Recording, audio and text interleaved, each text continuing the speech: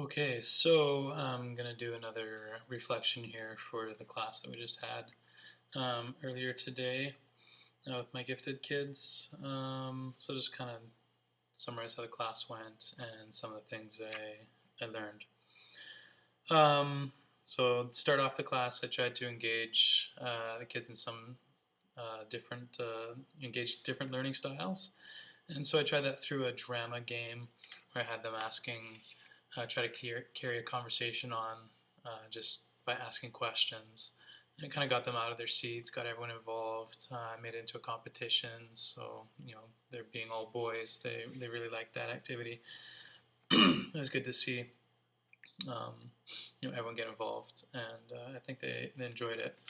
I related it back afterwards to their blogging and communicating with each other and others, encouraging them to, open a dialogue and not, put up barriers to communication. So I think that message got through pretty good. The next activity we did was based on a reading I did a couple nights ago about self-directed and passion-based learning. And so I was looking at the presenter notes, and what got me thinking was they had related a classroom to a bus and a self-directed learning environment to a bicycle.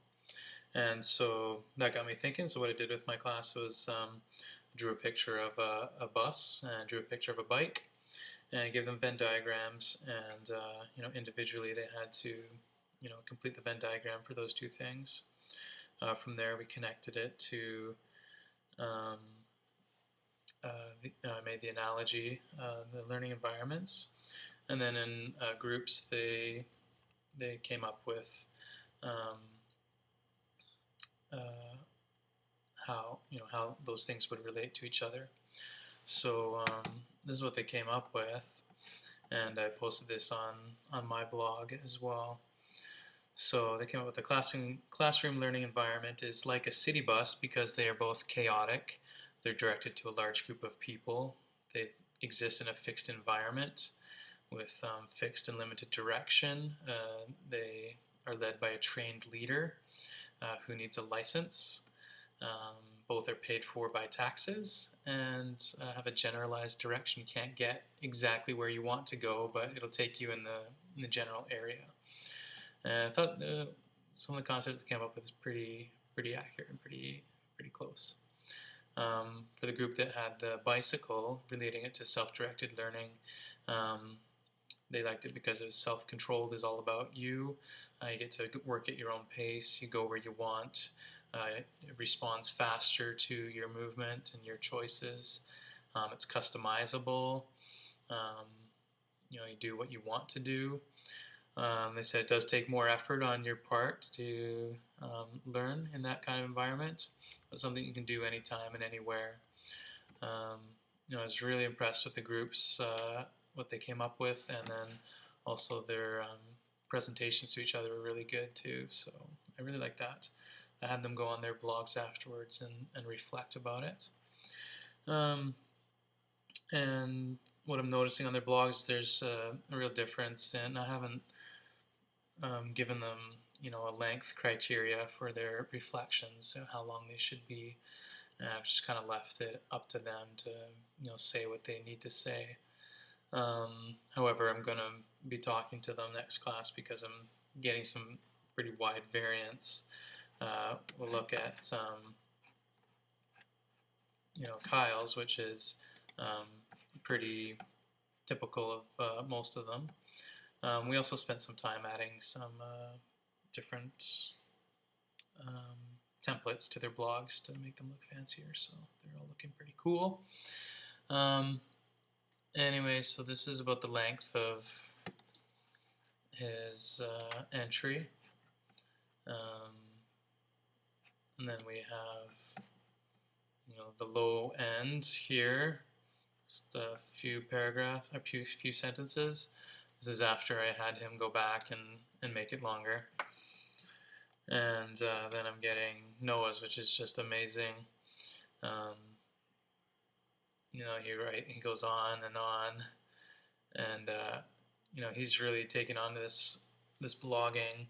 I've noticed he's gone and changed and added some parts to his original posts, and I've noticed he's even getting comments from other people.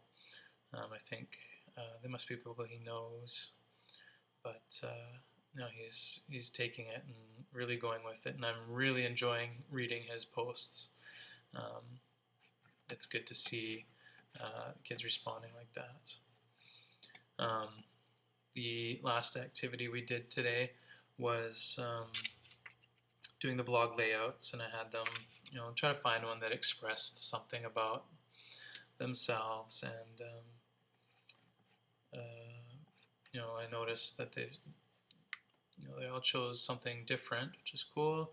One of the kids said he likes things more simple, and so he chose a simple black background, and others were having fun adding some gadgets, and so I think I'm gonna have to go in and talk to them about the gadgets and try to make it more professional look and feel.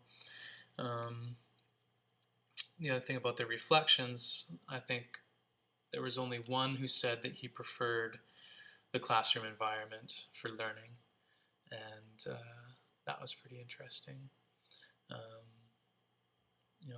The others said they preferred learning on their own, self-directed. They've learned more, and there's some pretty good quotes from some of their blogs that I'll talk about later. The last thing that I tried to do was based on a post that I had through a Twitter feed that I'd followed about, I think Tom posted it actually, it was about teaching naked. And I actually told the kids that I was trying to teach naked, and that kind of freaked them out a little bit. But that was about explaining your methods to the students, and so I explained to them why we had done the activity beforehand, what I was trying to do with the bus and the bike, and having them work independently and then together as a group, so they could flesh out their thoughts and get talking with each other, and just try to make my methods really open to them. And I think that's working. And one of the kids mentioned that he likes that. He doesn't like the mystery that sometimes surrounds activities in the classroom about like why they're doing it. They just like it out in the open. So teaching naked is something I'm going to continue to do with these guys. And finally, so how does what I did today relate to my goal, which again is to move in the realm of facilitating, inspiring students' learning and creativity from the beginning stage to the proficient stage. And one of the things talks about modeling thought processes. And so I feel like I've done that today with Teaching Naked. I'm going to continue to do that. Creating visual representations of concept development, doing that with the Venn diagrams and the drawings and stuff. So I think that's moving along in the developing stage. So hope to continue to model those behaviors. And as we get more into the blogging, modeling the communication and collaborative interaction. Looking forward to exploring Google Apps this upcoming week with the kids and have them